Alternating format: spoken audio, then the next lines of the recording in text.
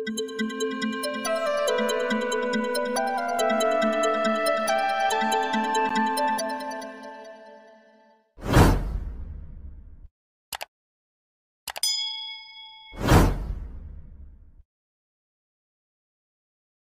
ini. Udah. Salam, berjumpa lagi dengan saya Effendi Tobing dalam Boker Top Channel. Terima kasih untuk semua teman-teman, sahabat yang dengan setia menyaksikan tayangan video saya. Hari ini kita akan kembali ke kelas Perjanjian Lama. Kita akan belajar tentang satu topik mengenai peristiwa-peristiwa spektakuler dalam Perjanjian Lama. Khususnya hari ini kita akan mempelajari satu kisah yang fenomenal di dalam Alkitab, itulah tentang air bah. Pertanyaan yang mendasar ketika kita belajar tentang air bah ialah, air bah itu mitos atau fakta? Itu yang pertama. Yang kedua, apakah air bah itu sifatnya universal atau hanya lokal? Saudara bisa melihat, hari ini kita belajar dari Kejadian pasal 6 sampai dengan pasal 8. Mari kita memperhatikan bagian-bagian selanjutnya. Yang pertama yang kita mau melihat, ya, ada dua alasan yang dikemukakan oleh para teolog historis kritis, mereka yang tidak percaya 100% tentang kebenaran Alkitab. Mereka katakan bahwa seringkali Allah di dalam Perjanjian Lama itu kontradiksi, tidak konsisten, atau bahkan berdusta dan melanggar janjinya.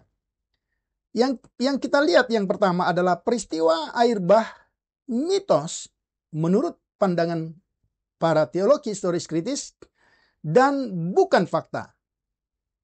Kemudian yang kedua, peristiwa air bah itu lokal saja, ya, atau mungkin regional dan bukan global atau universal.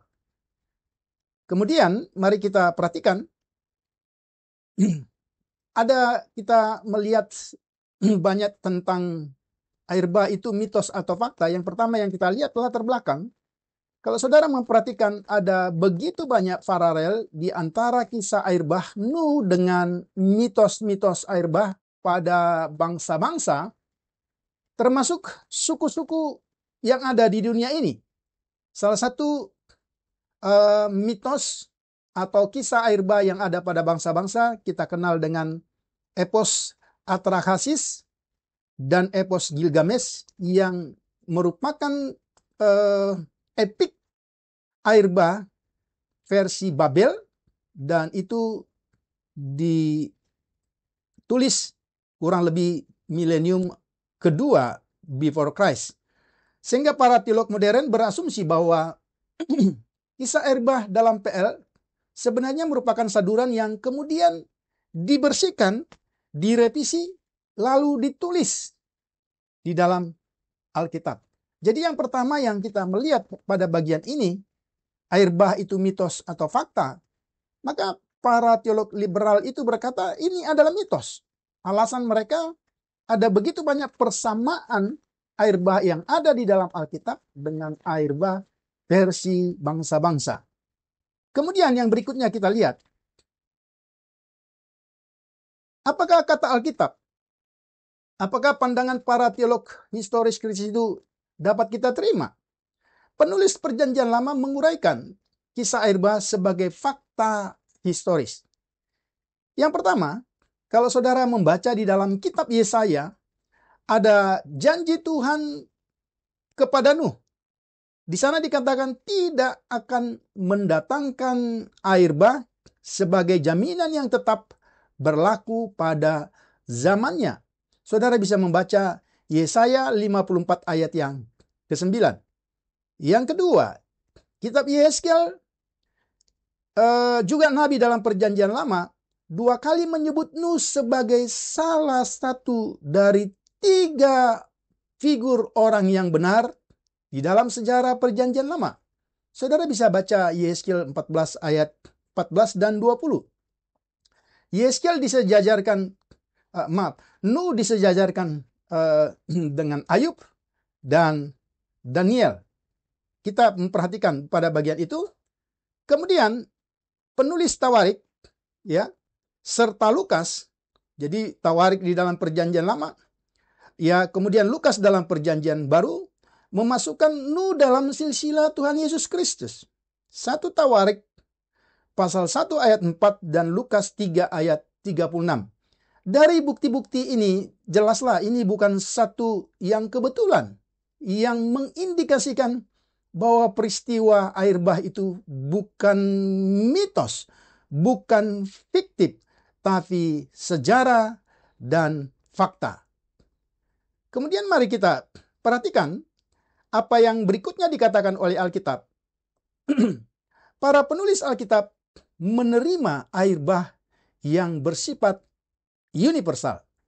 Jadi sesudah Alkitab tadi menjelaskan bukti-bukti baik dari tokoh-tokoh Alkitab dalam Perjanjian Lama tentang historisitas atau kesejarahan air bah, maka sekarang kita melihat bagaimana kemudian juga kesaksian Alkitab menjelaskan sifat air bah yang bersifat universal. Saudara bisa melihat ada begitu banyak kesaksian dalam kitab-kitab hikmat maupun kitab puisi, dalam Yesaya, dalam Petrus, dalam surat Ibrani di dalam Perjanjian Baru. Ini sangat jelas sekali. Kemudian yang berikutnya kita memperhatikan, dalam PB, Rasul Petrus 2 kali menyebut Nuh sebagai figur historis. Seperti halnya Yesaya 14 ayat 14 tadi, maka saudara bisa membaca dalam 1 Petrus 3 ayat 20, atau juga 2 Petrus 2 ayat yang kelima. Ini yang kita perhatikan. Yang kedua, Tuhan Yesus menerima historisitas dan universalitas air bah. Bahkan menjadikan gambaran air bah di dalam Perjanjian Lama itu seperti gambaran tentang penghakiman dunia yang akan datang, di mana ketika dia datang kali yang kedua. Saudara boleh membaca dalam Matius 24 ayat yang ke-37 sampai 39. Kemudian Lukas 17 ayat 26 sampai yang ke-27. Yang ketiga, Nuh menjadi salah satu tokoh dalam sejarah sebagaimana penulis kitab Ibrani mensejajarkannya dengan tokoh-tokoh lain dalam Perjanjian Lama. Saudara bisa membaca di dalam Ibrani 11 ayat yang ke-7. Bahtera itu sendiri disebutkan di sebagian besar referensi Perjanjian Baru. Kita lanjutkan kemudian, ya. Isu yang kedua yang bisa kita pelajari adalah air bah lokal atau universal. Ya, mari kita memperhatikan. Yang pertama, banyak orang Kristen termasuk cendekiawan Injili atau sarjana Injili telah mengikuti pandangan evolusionis dan berpandangan bahwa air bah dalam masa Nuh hanyalah banjir biasa yang bersifat lokal. Kalau kita misalnya paralelkan dengan hari-hari ini, ya itu banjir yang sedang terjadi. Ya, itu seperti banjir-banjir yang seringkali dialami. Kemudian kita lanjutkan kepada orang yang skeptis seperti ini.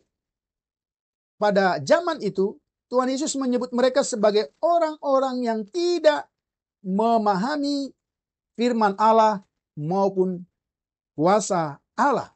Saudara bisa baca Matius 22 ayat yang ke-29. Ini bagaimana sanggahan Tuhan Yesus terhadap orang-orang Saduki yang juga tidak percaya tentang adanya kebangkitan. Berikutnya, mari kita perhatikan. Ya, ada beberapa bukti yang bisa kita lihat tentang penjelasan Alkitab mengenai banjir atau air bah itu bersifat universal. Yang pertama yang bisa kita lihat, statistik populasi manusia di bumi, kita bisa melihat di dalam Kejadian pasal yang ke-6. Saudara bisa lihat diagram yang saya tampilkan. Ya.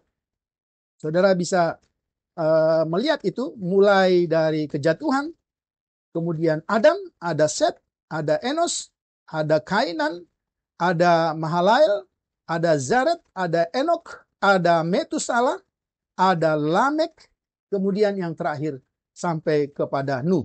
Saudara lihat, ya, kalau saudara perhatikan bukti yang pertama ini statistik populasi manusia di bumi yang mungkin selama ini kita tidak teliti atau kita kurang menaruh perhatian terhadap statistik ini. Saudara bisa lihat catatan itu, sejak Adam atau penciptaan sampai dengan air bah, ada kurang lebih 1656 tahun telah berlalu. Tentu saudara bisa baca-baca lagi Alkitab mulai dari kitab Kejadian sampai dengan kisah air bah ini nanti. Kemudian yang berikutnya ada 10 generasi, ya, yang seperti tertera di slide, ya, dari Adam sampai dengan Nuh. Setiap keluarga, ya, ini diperkirakan dan dibuat rata-rata memiliki anak 20 orang. Mengapa? Karena di mana umur manusia pada waktu itu rata-rata hampir 900 sampai dengan 1000 tahun. Oke. Kemudian yang berikut, jika masing-masing keluarga, saudara bisa mengkalikannya, ya, mengkalkulasinya. Jika masing-masing keluarga memiliki 20 anak, maka jumlah manusia pada masa pra-air bah kurang lebih ada 2 miliar jumlahnya. Nah, demikian, saudara silakan ditulis, dicoret-coret, kemudian diurutkan silsilah itu, dan kemudian saudara akan menemukan hitungan ini. Ya, meskipun ini memang perkiraan, tetapi tidak jauh dari perkiraan ini jumlah populasi manusia pada waktu itu. Ya, kemudian kita teruskan, ya teman-teman, masih, ya, generasi Adam sampai Hawa itu generasi yang pertama. Kemudian generasi kedua, jumlah kurang lebih 20. Jadi perkiraannya, statistiknya kira-kira seperti ini. Generasi ketiga berjumlah 200 orang. Generasi keempat 2000 orang. Generasi kelima 20.000 orang. Generasi keenam 200.000 orang. Kemudian generasi ketujuh ada 2 juta jiwa. Generasi ke-8 20 juta, generasi ke-8. Kemudian generasi ke-9 200 juta. Generasi ke-10 diperkirakan total, ya, populasi manusia pada waktu itu tidak kurang dari 2 miliar populasi. Ini yang kita perhatikan. Jadi bukti yang pertama bahwa ini bersifat global, universal. Dilihat dari statistik jumlah manusia yang sedemikian rupa banyaknya. Nah, tentu kita akan melihat bukti-bukti yang lain. Bukti yang kedua, ya, saudara bisa lihat gambar-gambar itu. Ini gambar-gambar yang bisa kita lihat. Ya, ada relokasi atau perpindahan Nuh dan seluruh hewan. Saudara bisa baca dalam Kejadian 6 ayat 19 sampai 20. Apa yang dimaksud? Kita lihat gambar berikutnya, ya. Saudara lihat gambar berikutnya, bukti kedua. Ya. Kalau ini banjir global, kalau ini banjir lokal, maka saudara perhatikan, Tuhan tidak perlu mendatangkan air bah. Ya. Mengapa Tuhan menggunakan banjir lokal untuk menghukum manusia dan seluruh makhluk hidup? Dia bisa saja mengirim epidemi atau pasukan penyerang seperti yang dia lakukan di sebagian lain di dalam Alkitab. Proyek pembuatan Bahtera, ya. Di situ bisa kita lihat ada sekian banyak perlengkapan, ada dana dan waktu tidak kurang dari 100 tahun. Akan sia-sia jika banjir itu hanya bersifat lokal. Akan jauh lebih mudah untuk meminta Nuh pindah ke lokasi lain dengan membawa hewan itu bersamanya. Saudara, boleh ketika kita membaca ini, saudara boleh membuat analogi dengan peristiwa Sodom dan Gomora, ya, di mana Lot Istri dan anak-anaknya melakukan imigrasi sesuai dengan instruksi malaikat. Hal yang sama bisa dilakukan kalau ini memang banjir lokal, ya. Kemudian yang berikutnya, migrasi akan menjadi solusi yang jauh lebih baik bagi Nuh serta seluruh binatang jika itu air bah yang hanya bersifat lokal. Bukti yang ketiga, ya. Pegunungan tertinggi tertutup, pasal 7 ayat 24. Alkitab mencatat air naik 15 hasta di atas gunung tertutup, Gunung Ararat.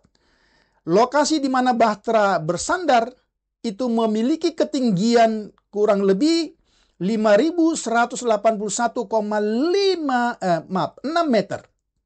Ya. Saudara bisa lihat ketinggian itu. Banjir apakah yang dapat membawa bahtera atau perahu yang sedemikian panjangnya, tidak kurang dari 137 meter, ya, itu lebih panjang dari lapangan sepak bola. Ya, ketinggian air 17.000 kaki. Ya, jadi ini berarti bukanlah banjir lokal. Ini yang kita perhatikan. Kemudian bukti yang keempat. Ya, mari kita lihat slide selanjutnya. Semua kehidupan di muka bumi mati. Pasal 6 ayat 13, kemudian pasal 7 ayat 21 sampai 23.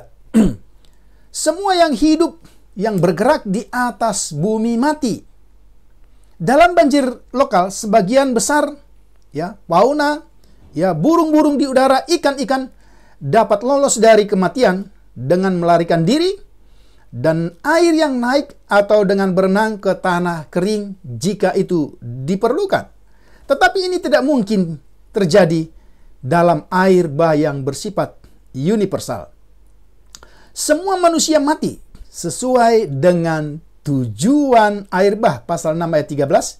Dalam banjir lokal, kebanyakan orang dapat melarikan diri. Sama, ya, seperti hal kisahnya Sodom, Gomora. Saudara bisa lihat kisah itu.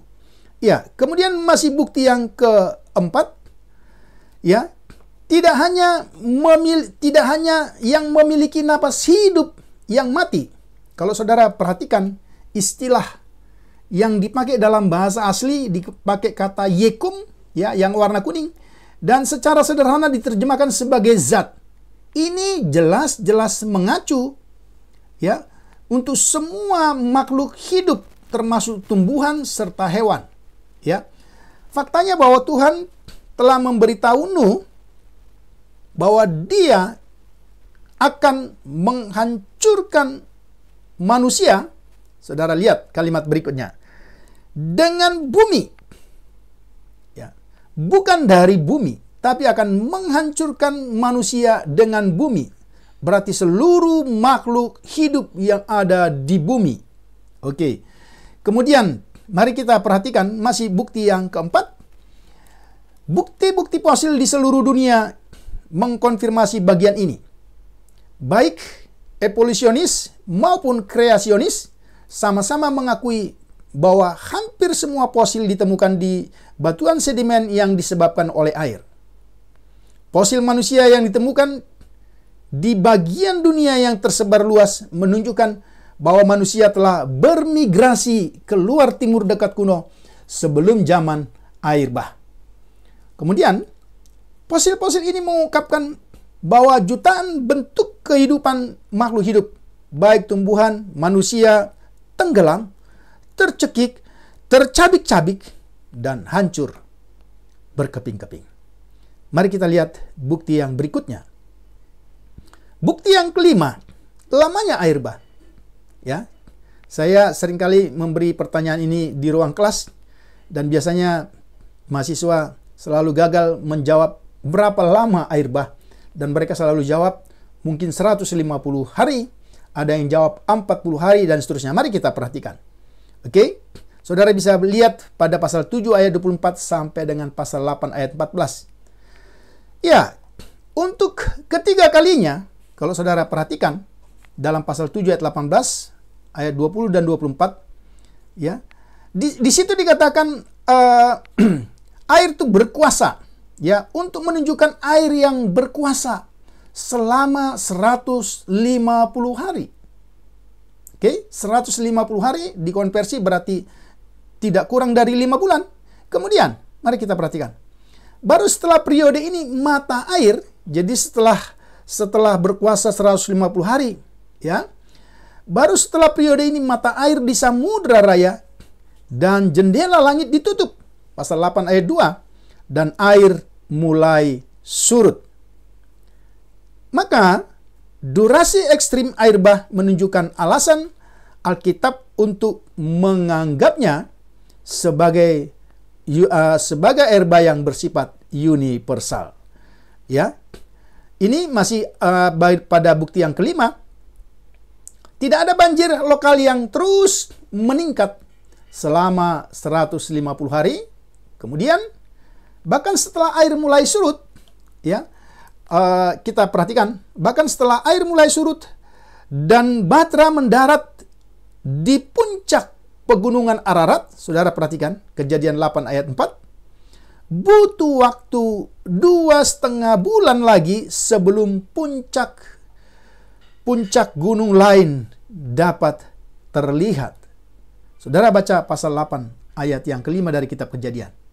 Banjir lokal tidak memerlukan waktu 7 bulan untuk mereda sehingga Nuh bisa turun. Kemudian masih bukti yang kelima. Bahkan setelah 4 bulan, ya, berarti 120 hari, air bah surut, merpati yang dikirim oleh Nuh tidak dapat menemukan tanah kering untuk tumpuan kakinya. Maka dia kembali lagi. Pasal 8 ayat 9. Kemudian, ya, total panjang air bah adalah 1 tahun 10 hari. Mulai kita hitung dari pasal 7 ayat 11 sampai dengan 8 ayat 13. Nanti pada sesi berikutnya saya akan tampilkan kronologi itu secara lengkap, hari-hari dan seterusnya. Sehingga kita bisa memahaminya dengan tepat.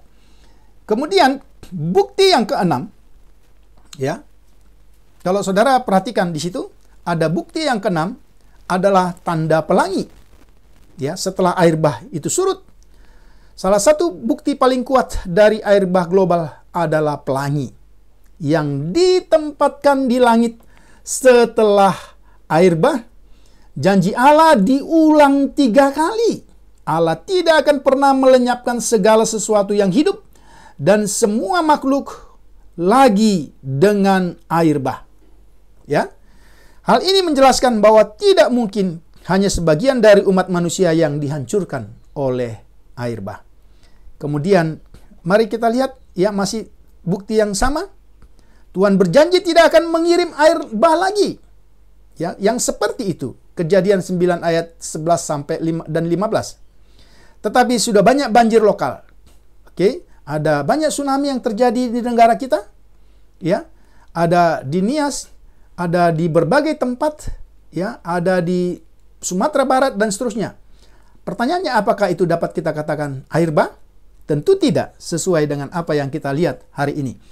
Tuhan telah berulang kali, ya, melanggar janjinya apabila banjir yang hari ini atau waktu-waktu kita pada zaman ini selalu ada banjir, dan itu bukanlah air bah. Mari kita perhatikan. Jutaan manusia telah tewas dalam banjir lokal yang luas dan merusak di banyak bagian bumi. Yang ketujuh, ya, saudara bisa lihat apa yang menjadi bukti yang ketujuh. Tentu alasan mengapa air bah itu Tuhan datangkan. Itulah karena dosa manusia. Air bah itu dipakai oleh Tuhan untuk menghukum manusia, semua makhluk. Tujuan seperti itu tidak mungkin tercapai jika hanya sebagian dari umat manusia yang mengalaminya. Ya, kemudian mari kita lihat bukti yang ke-8. Salah satu kesaksian yang paling meyakinkan bahwa air bah terjadi di seluruh bumi adalah apa yang Tuhan Yesus ajarkan tentang penghakiman yang akan datang pada kali yang kedua kedatangannya. Ya, air bah Nuh menghakimi, ya, sama dengan penghakiman yang akan datang, ya. Seperti itulah air bah Nuh menghakimi seluruh umat manusia. Itu Matius 24 ayat 36 sampai 39 dan juga Lukas 17 ayat 26 sampai 27. Ya, banjir lokal hanya menyiaratkan penghakiman parsial. Lagi-lagi Tuhan Yesus tidak dapat dipercaya kalau ini misalnya lokal, ya. Tetapi Kristus dengan jelas menyatakan bahwa semua manusia dihancurkan oleh air bah. Demikian juga penghakiman masa depan atas bumi yang Yesus bicarakan hanya akan terjadi, apa yang disampaikan oleh Tuhan Yesus akan terjadi di seluruh bumi. Ya, mari kita perhatikan bukti yang terakhir, bukti yang ke-9. Ya, kita lihat kesaksian Petrus, Rasul Tuhan Yesus Kristus. Petrus membuat analogi antara penghakiman air bah, ya, dan malapetaka yang akan datang, yang akan menelan seluruh muka bumi ini. Ya, saudara bisa buka 2 Petrus 3 ayat yang ke-6. Petrus mendasarkan nubuatannya bahwa bumi yang ada akan meleleh dengan panas yang membara, 2 Petrus 3 ayat 10, dan seluruh langit baru dan bumi baru akan diciptakan, 2 Petrus 3 ayat 13. Kemudian Petrus menggambarkan kebinasaan itu dengan air bah Nuh. 2 Petrus 3 ayat yang ke-6. Kesimpulannya, saudara, air bah adalah fakta historis seperti yang tercatat di dalam Alkitab dan juga dibuktikan oleh sains. Kemudian air bah terjadi secara universal. Yang ketiga, air bah didatangkan oleh Tuhan sebagai bentuk penghukuman untuk memusnahkan seluruh manusia berdosa. Kemudian yang keempat, air bah menunjukkan kemurahan Tuhan yang tetap berlaku dan kasih karunia itu diberikannya kepada Nuh dan keluarga. Yang terakhir, air bah mengingatkan orang percaya akan hari penghakiman pada kedatangan Kristus yang kedua kali. Dengan demikian terjawablah sudah, saudara. Yang pertama, bahwa air bah itu adalah fakta, bukan fiktif. Ya, kemudian yang kedua, air bah itu adalah universal, bukan lokal. Kiranya bagian pelajaran kita hari ini dapat mencerahkan kita semua. Tuhan Yesus memberkati. Salam.